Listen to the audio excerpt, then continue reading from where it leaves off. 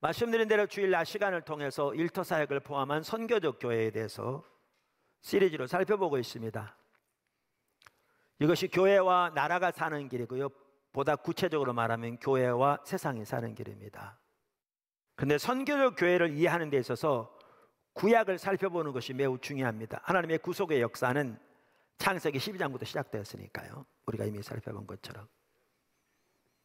그래서 이와 관련해서 구약의 몇 구절이 특별히 중요한데, 오늘은 출애굽기 19장 이 본문 말씀을 살펴보면서 이스라엘의 정체성과 역할을 살펴볼 것이고요. 이게 또한 신약의 교회의 정체성과 역할이기도 합니다. 첫째, 이 구절의 중요성. 오늘 본문은 창세기 12장 1절에서 3절과 직접적으로 연결됩니다. 우리는 하나님께서 이스라엘 백성들을 애굽에서 건져내시고 그들과 언약을 맺으시되 하나님께서 아브라함에게 주신 그 언약을 따라서 그렇게 하셨거든요. 그리고 이스라엘 백성들을 부르시고 그들에게 오늘 이 말씀을 주셨거든요. 그래서 이것을 보면 이 본문의 구절이 창세기 12장 1절에서 3절과 직접적으로 연결되는 것을 바로 알 수 있습니다.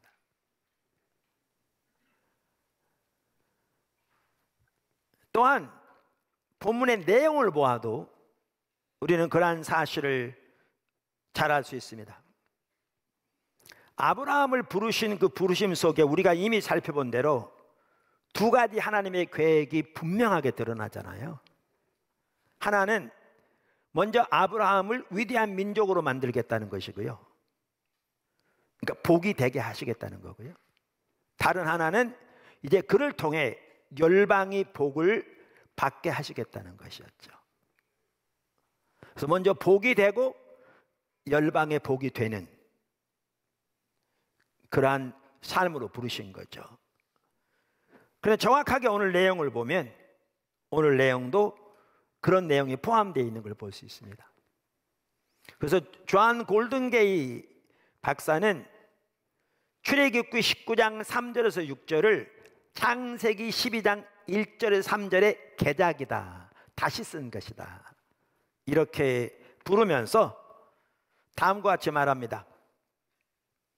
출애굽기 19장 3절에서 8절이 창세기 12장 1절에서 3절을 개작한 것이라는 사실은 우리에게 이러한 직함, 지금 이스라엘을 부르신 직함들, 여기 이러한 직함이 전 세계에 대한 야훼의 주권과 연관되어 있으며 또 세계를 배제시키기보다는 포함시키는 쪽으로 나가고 있음을 상기시켜준다. 왕 같은 제사장직을 확대하여 다른 백성들까지 포함시키는 것은 아브라함의 환상과 조화를 이룬다. 그러면서 요한계시록 1장 6절을 이렇게 언급합니다. 요한계시록 1장 6절은 이 구절입니다. 그의 아버지 하나님을 위하여, 여기 그는 예수님을 가리키거든요. 그의 아버지 하나님을 위하여 우리를 나라와 제사장으로 삼으신. 자, 여기 보시면 여기 우리는 누구를 가리켜요? 신약의 하나님 백성, 당연히 구약의 하나님 백성들을 포함하죠. 그러니까 이방인을 포함한 모든 민족 가운데서의 하나님 백성을 말합니다. 근데 그들을 지금 뭐라고 부르고 있습니까? 나라와 제사장이라고 부르고 있습니다. 출애굽기 19장에 이스라엘을 부르신 그 부르심과 정확하게 똑같은.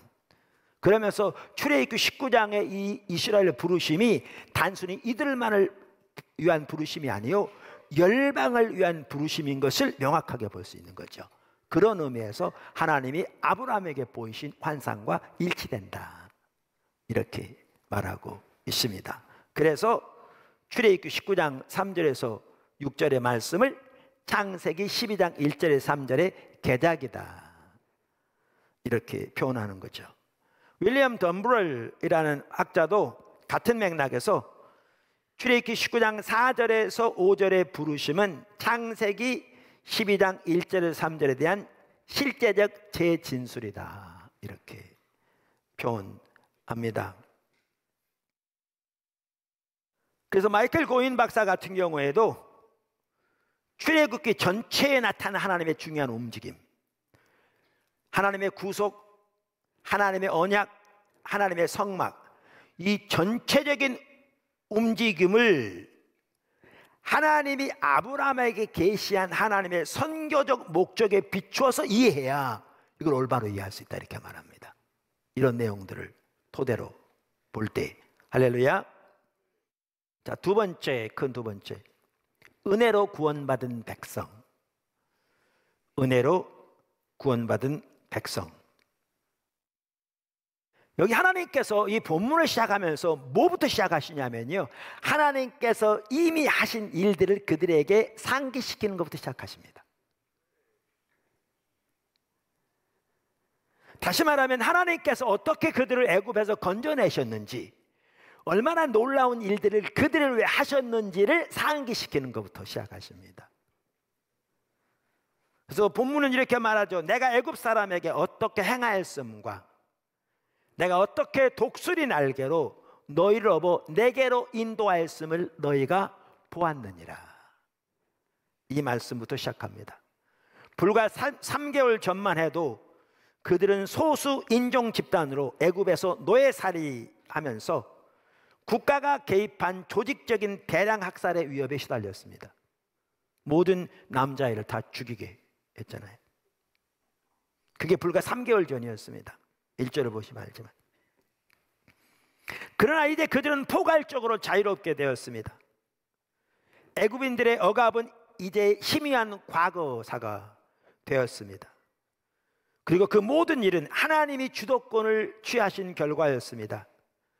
하나님은 그분의 긍휼과 사랑으로 인하여 이 일을 하셨고, 또한 그들의 조상에게 약속하신 그 하나님의 언약에 신실하게 행동하심으로써 일을 이루셨습니다. 그래서 여기 중요한 게 있습니다. 앞으로의 무슨 하나님의 명령이 나오든 상관없이 이 모든 것은 하나님께서 이미 그들을 위해서 역사 가운데 행하신 하나님의 은혜에 기초하고 있다는 사실을 기억해야 합니다. 아멘. 하나님이 앞으로 무슨 말씀을 하시든지 그것은 하나님이 이미 그들을 위해 베푸신, 그래서 역사 가운데서 나타내신 하나님의 은혜에 근거하고 있다는 사실을 우리는 기억해야 합니다. 우리가 잘 아는 대로 이 구절에 이어서 십계명 20장에 나옵니다. 언약책에 담겨있는 일반적인 율법이 21장에서 23장 사이에 나옵니다. 그리고 24장에 시내산에서 이스라엘 백성들과 언약을 수립합니다.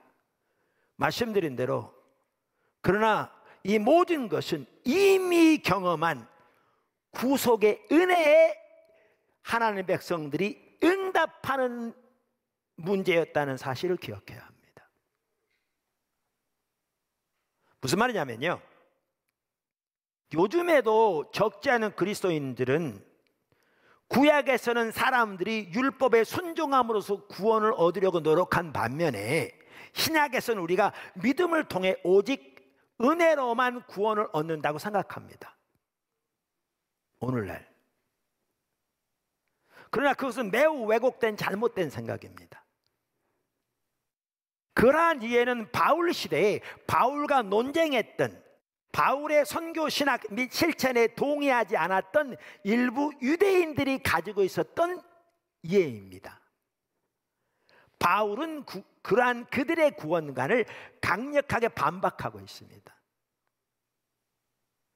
그러나 바울도 지적한 것처럼 구약에서도 구원은 언제나 아브라함의 경우에 보아서 알 수 있듯이 믿음으로만 받는 하나님의 약속과 하나님의 은혜에 기초한 것이었습니다. 구약에도 은혜로 구원받았습니다.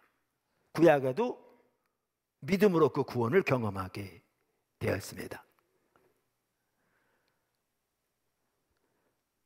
그러니까 오늘 본문만 하더라도 지금 19장 1절 이하에 나오는데,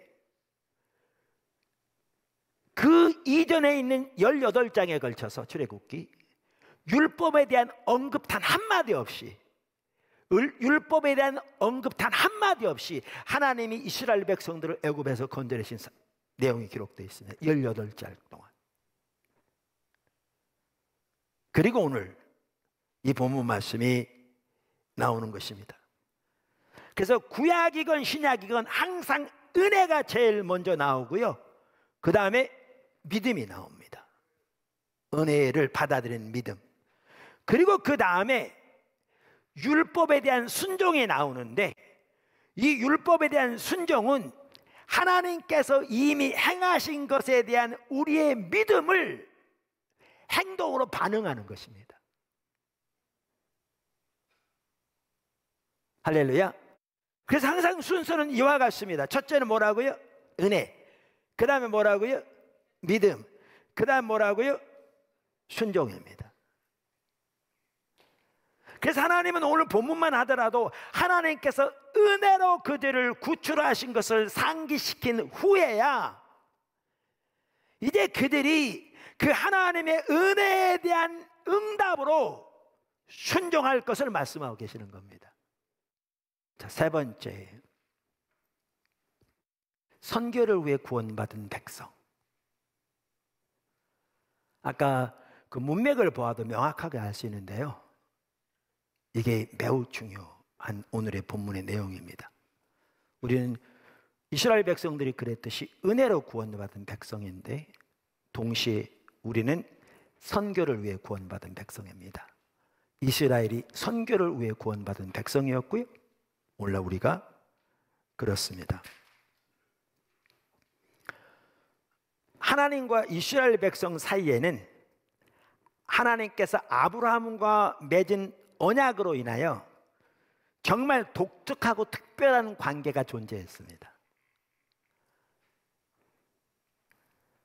우리는 하나님께서 모세를 바로에게 보내서 바로에게 말하라고 하신 내용에서도 그걸 볼 수 있습니다. 출애굽기 4장 22절 이렇게 말합니다. 출애굽기 4장 22절. 너는 바로에게 이르기를 여호와의 말씀에 이스라엘은 내 아들 내 장자라. 이스라엘 지금 뭐라고 표현하고 있습니까? 장자라고 표현하고 있습니다. 요즘은 아들과 딸 구별 없고요, 그 다음에 뭐 큰아들 둘째 아들 구별 없습니다. 근데 그 당시에는 이스라엘 아들과 딸은 구별이 컸고요, 아들 중에서 장자는 분깃을 2배로 줄 만큼 특별한 자리에 있었습니다. 그런데 하나님께서 이스라엘을 지칭하면서 뭐라고 표현하고 계신가 하면 내 장자라고 표현하고 계십니다. 그만큼 하나님과 이스라엘과의 관계에는 독특하고 특별한 것이 있었습니다. 애굽에서 건져내시기 전부터 그랬습니다. 하나님께서 아브라함에게 주신 언약으로 인하여 그랬습니다. 그런데 여기서 아주 중요한 게 있습니다. 우리가 이 특별한 관계에만 초점을 맞추고 여기에 매몰돼 버리면 우리는 하나님의 소명을 잃어버립니다. 우리의 역할을 망각합니다. 우리의 정체성을 망각합니다. 우리가 기억해야 할 것은 이와 같이 하나님과 이스라엘과의 관계는 독특하고 특별한 것이 있는데요, 그러나 하나님은 한 번도 한 특정한 백성의 신이 되는, 그래서 이스라엘의 배타적인 하나님이 되신 적은 한 번도 없습니다. 앞으로도 영원히 그러지 않을 것입니다. 우리는 그것을 반드시 기억해야 합니다. 야훼는 이스라엘만의 하나님이셨던 적이 한 번도 없고 앞으로도 결코 그런 적이 없을 것이라 그 말입니다. 로마서 3장 29절에 이렇게 말합니다. 하나님은 다만 유대인의 하나님이시냐, 또한 이방인의 하나님은 아니시냐, 진실로 이방인의 하나님도 되시느니라. 뿐만 아니라 오늘 본문 말씀만 보더라도 보십시오. 시내산 정상에서 모세를 불러서 이제 하나님이 어떤 일을 하셨고 이스라엘 백성들이 어떠한 존재이며 이스라엘에서 무엇을 새롭게 할 것인지를 설명해 주는, 그래서 그들의 정체성과 그들의 역할을 설명하는 자리에 무슨 단어가 나옵니까? 세계가 다 내게 속했다. 모든 민족에 대한 언급이 나옵니다. 다시 말하면 하나님이 모든 세계, 모든 민족의 하나님이심을 명확하게 하고 있습니다. 그리고 이스라엘을 부르신 것입니다. 이스라엘과의 독특하고 특별한 관계는 하나님의 세계적 소유권이라는 더 넓은 틀에서, 보편적 틀 안에서 고려돼야 하는 것을 명확하게 보이시고 계십니다. 여기에 선교적 목적이 있습니다. 이스라엘을 택하신 선교적 목적, 교회를 택하신 선교적 목적. 오늘날로 말하면요, 하나님은 한 번도 교회만의 하나님이신 적이 없습니다. 앞으로도 그렇게 안 하실 겁니다.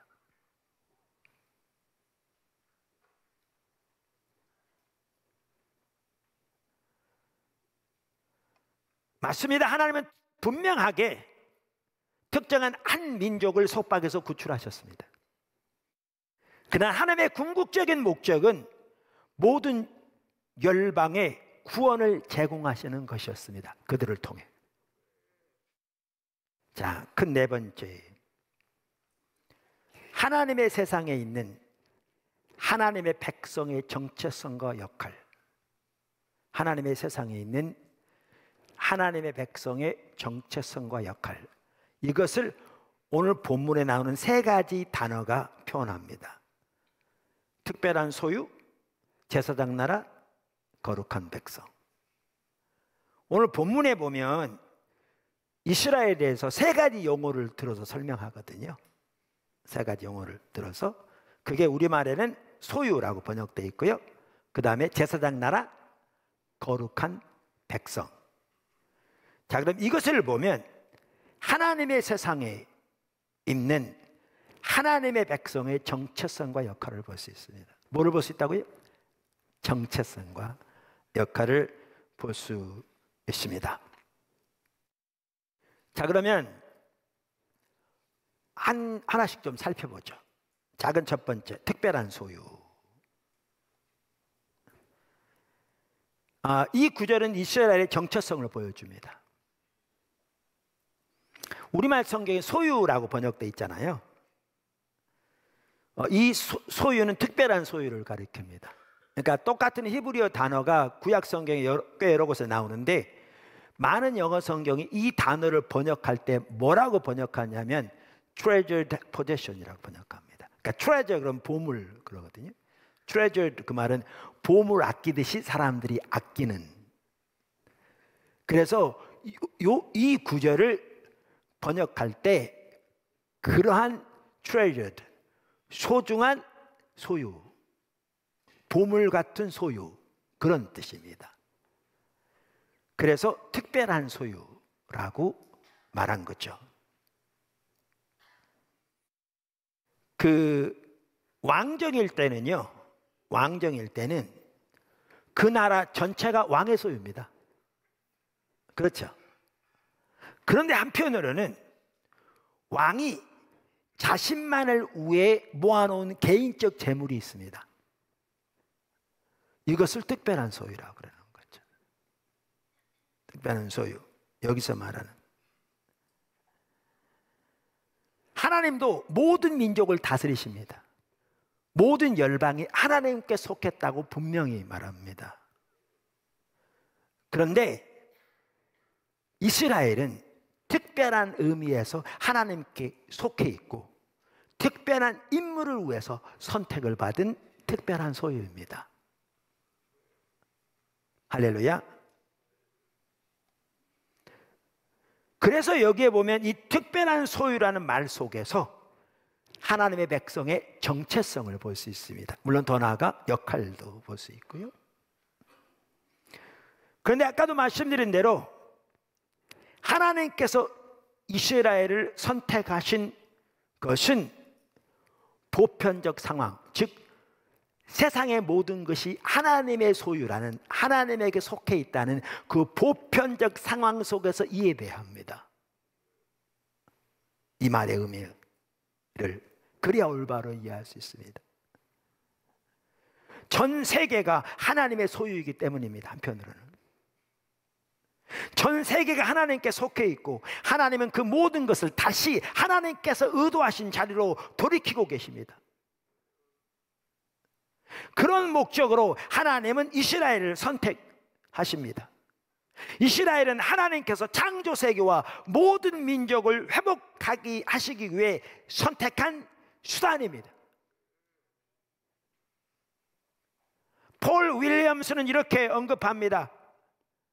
여호와의 특별한 소유로 이스라엘을 선택하신 것은 그 자체가 목적이 아니라 보다 큰 목적을 위한 수단이다. 그러므로 시내산 언약의 목적은 특별한 민족을 세우시고 이를 통해 여호와께서 지상의 모든 민족에게 자신을 드러내기 위함이다.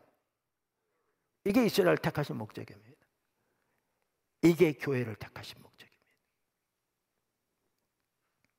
근데 아까도 말씀드린 대로 이스라엘 백성들이 자신들이 하나님 앞에서 특별한 소유 장자라는 신분에만 매몰된 채 왜 모든 나라와 민족의 주인이신 하나님이 그 가운데서 그들을 선택하셨는지 그 정체성을 잃어버리니까, 그 역할을 잃어버리니까 결국 하나님께 버림받은